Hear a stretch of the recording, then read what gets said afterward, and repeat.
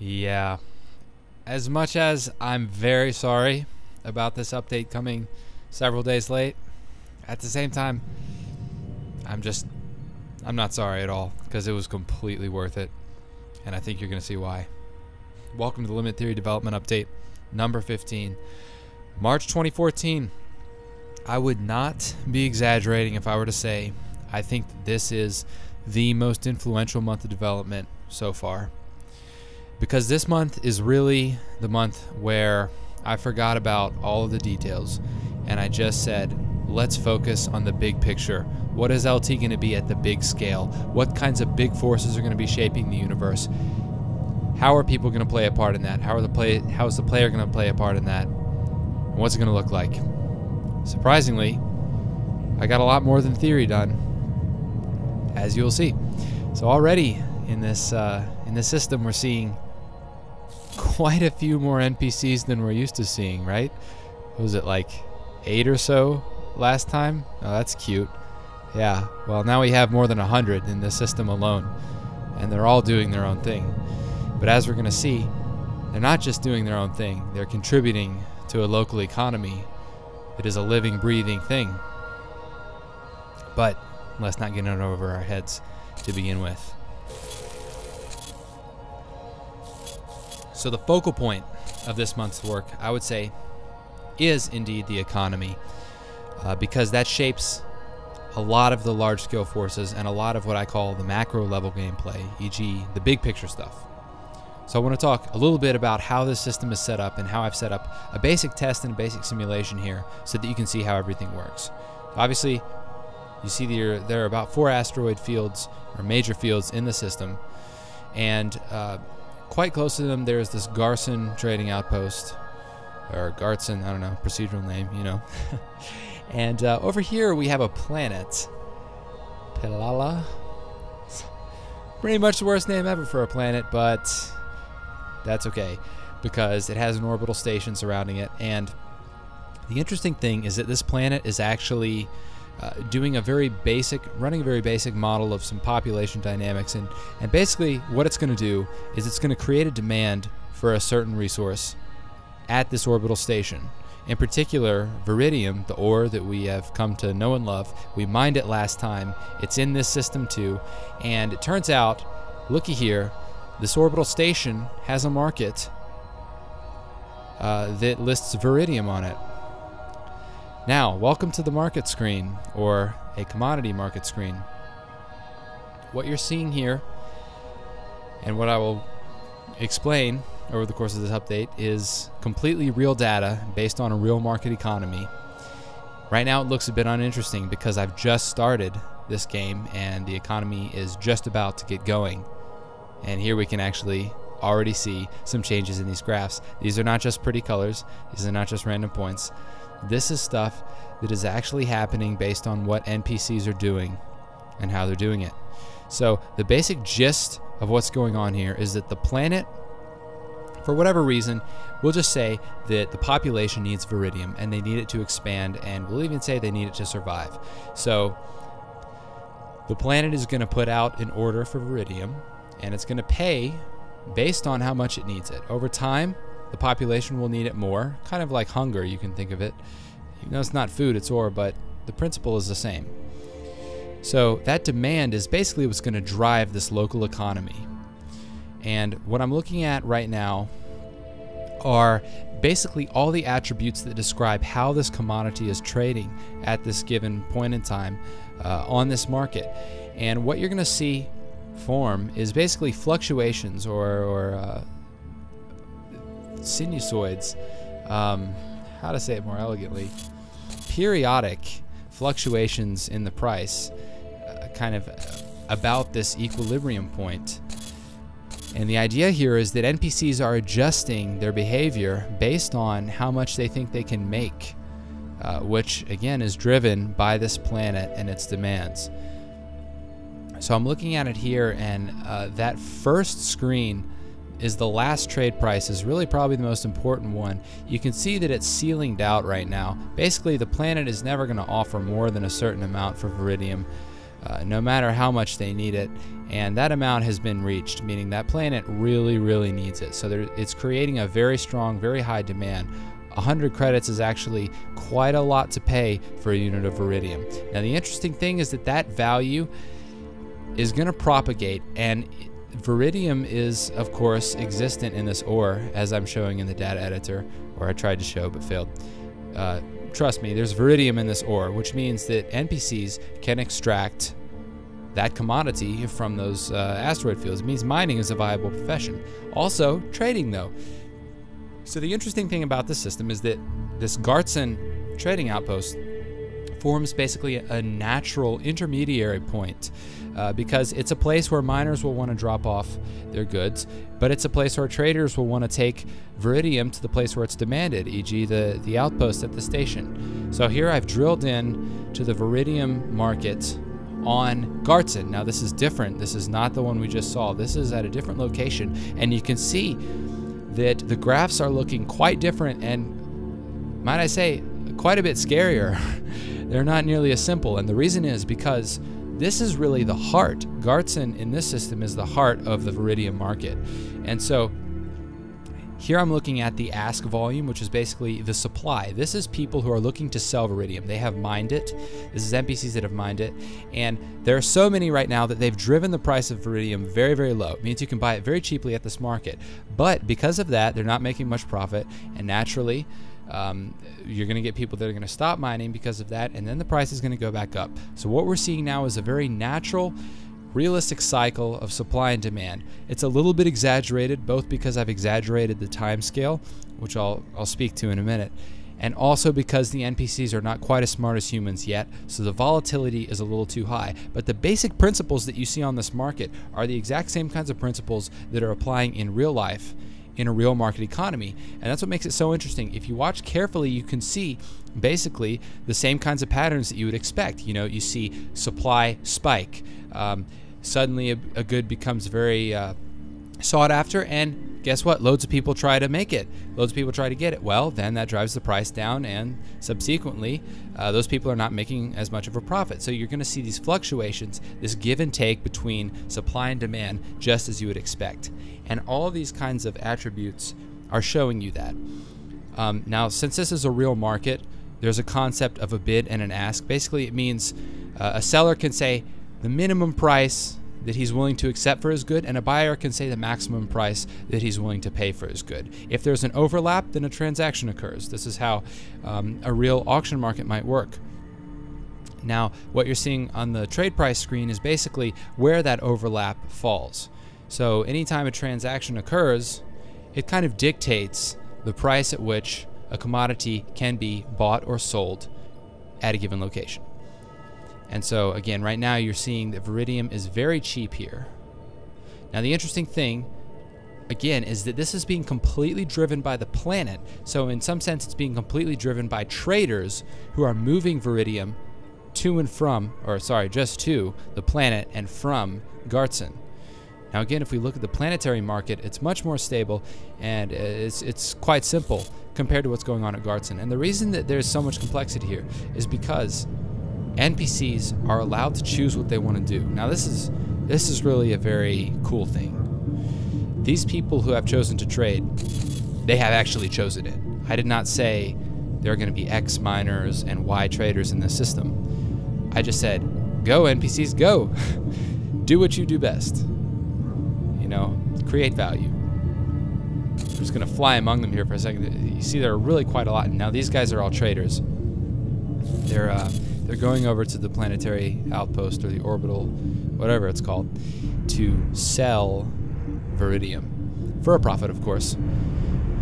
Now, I want to speak briefly about how I accelerated time, essentially, in this market. You probably noticed that they're actually not going all the way. In fact, if you look at this map, you can see they're falling quite short. The trade route is not going all the way to that orbital station. So this is kind of how I hacked a speedier market together. Basically, I said, look, you don't have to perform the whole action to get the results. You just have to perform some percentage of it. So the traders have to go some percentage of the way, and the miners have to go some percentage of the way in order to basically be able to do that action, and this just means it's sped up. So the traders can trade more quickly than they usually could. The miners don't have to go all the way to the asteroid. They can mine more quickly than they usually would. And the result of this is that, whoa, hello, watch yourself, boy. We see about a 2 order of magnitude increase in the speed of this economy. So that's something to keep in mind when I'm showing you these graphs, is that this economy is vastly sped up compared to what the baseline would be.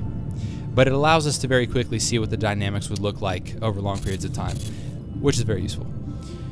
So again, I want to stress, as you can see the traders flowing out in one direction and the miners in the other, and this is completely dictated by the market dynamics at any given point in time. So again, we can see the ask volume going up here. That means the price is being driven down. It basically means more people are mining, and the converse is true when the opposite happens. So I just think it's so cool that the jobs of NPCs are being dictated by the local economy, and this equilibrium is being solved dynamically based on all the, basically everything. That's the weird thing about the economy, is that it's like one big feedback loop. If you change any element, if you were to say change the distances involved here, or you were to add another station somewhere that, you know, traded in a certain good or was near a certain asteroid field, it would just completely change everything. And the NPCs would have to dynamically come back into this equilibrium where basically everyone is getting a reasonable return on their effort and their input, whatever that input may be. So really for me, the big win of this is that, I mean, the dynamicity. Anything the player does or anything other NPC factions do will shape the local economy in a very big way. I mean, you could imagine completely changing the dynamics of the economy by doing something as simple as setting up maybe a small trade outpost in a different location. Maybe you set up a little production plant. Well, I say little, but production's a pretty big deal. Maybe you set up a production plant. That will totally change the dynamics of the local economy. And unlike in a static game where you just have a price for your good and that's that, in LT, that is completely driven by the NPCs and by you. So there's just so much emergent potential gameplay that comes from that. Really embodies everything that procedural is about, you know. And so it's perfectly fitting for a game like this, and I'm very excited to have this as part of the game. Now you probably noticed there are these like spherical shell of people on the outside that don't seem to be doing anything. And this gets into a point that is actually another interesting thing happening here that is not obvious at first glance, and I want to talk about it. These people who are actually working right now, believe it or not, they are not the ones making the decisions. And the reason is because I've set this up as a hierarchical economy, actually, like a faction-based economy. All these people who are trading and mining are actually being hired by these faction leaders, we'll call them overlords for fun, that are just kind of sitting around in the sphere doing nothing. So if I look at one of them, I've prefixed all of their names with captain because they're leaders, I guess. I don't know. I really wanted to get an interface done that would allow you to see inside their brains, but I just didn't have time. I was already running so late on this update. But just imagine if you could see inside this guy's brain. What's happening is basically he's looking at the economy. He's looking at the local economy, and he's saying, okay, I have so-and-so assets, meaning I have hired this guy, and I've hired that guy, and I have this ship available to me. With these assets, how can I create value in this economy? He's going in and he's looking at basically the same information that you're seeing in those graphs, and he's trying to think, what can I do here, you know, to create value for myself and basically to make something happen. And so using this information, he will dynamically decide to allocate his assets in a certain way to what I call projects, which is basically just a task and a certain scale and allocation of that task. So every person that you see trading and every person that you see mining has actually been ordered to do that by a superior officer, by these commanders, or was it captains? Who knows? Who are actually the ones that are pulling the strings here. They're the ones shaping and watching the economy. Now, the reason that they're all still is just kind of a technical limitation at this point in time. It'll go away very soon, but basically they can't manage and do something else at the same time. So they're just managing right now, which is why they're sitting still and everybody else is moving. But that's so cool to think about, that this local economy is being dictated by these guys who are, you know, at the top, pulling the strings and giving the orders, really. And for me, the coolest part of this to remember is that in LT, the player and the NPCs are basically completely symmetric. In other words, NPCs can work for the player in this manner. You could be the overlord pulling the strings. You can be the one creating projects and assigning your NPCs to do them. You can set up a mining operation, a production operation, a research operation, so on and so forth. But it also works in the reverse direction. You could hire yourself out. You could be a subordinate to an NPC who will actually give you orders in the exact same way that he's giving orders to these people right now. So that's where missions come into play, basically. If you think about it, these guys who are doing things are just accepting missions from their superior officers at the moment. And again, that symmetry with the player and the NPC is such a critical part of LT, because NPCs are considered to be, you know, very, very real, so to speak. That's a very exciting part of this.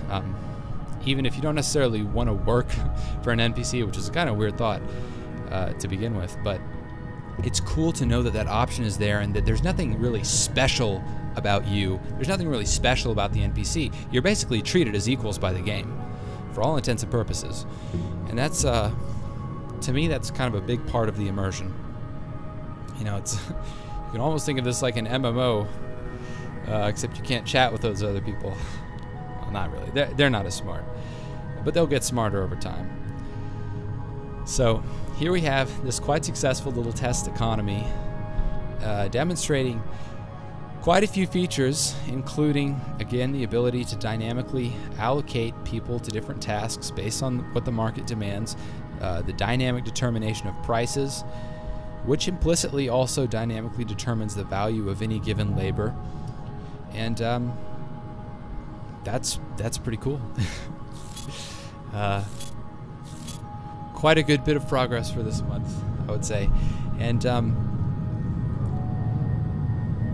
I just can't get over it. This is the first time I've really seen, wow.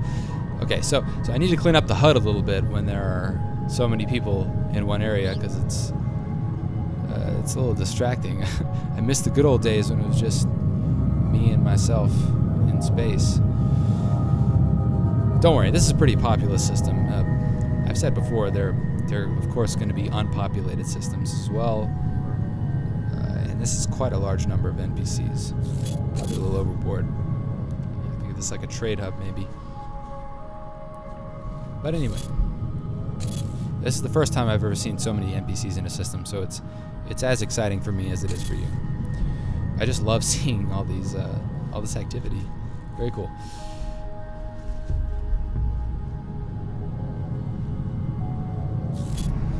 Go over here and explore the asteroid field a little bit before I let you go.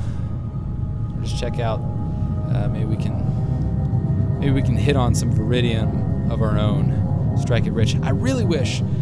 Again, I was so rushed for this update because this month was so theoretical, and I was so pressed to try to get some implementation out to show something, which I think I did a good job. But I didn't get around to making like a very simple buy and sell button on the market, which would have been amazing because, I mean, as I said, the NPCs are obviously already doing quite some work with buying and selling goods. If the player could do that right now, it could be fun. I mean, definitely be a little too easy probably, because I could very easily game this market right now. It's just so volatile. But it'd be very fun to see that, and you could, of course, sell your own Viridium on it. Or, I say Viridium, whatever good. Oh, little clipping problem. I actually had to disable collision for the simulation because I need to optimize because there are too many NPCs in the system right now. I'll take care of that. Oh!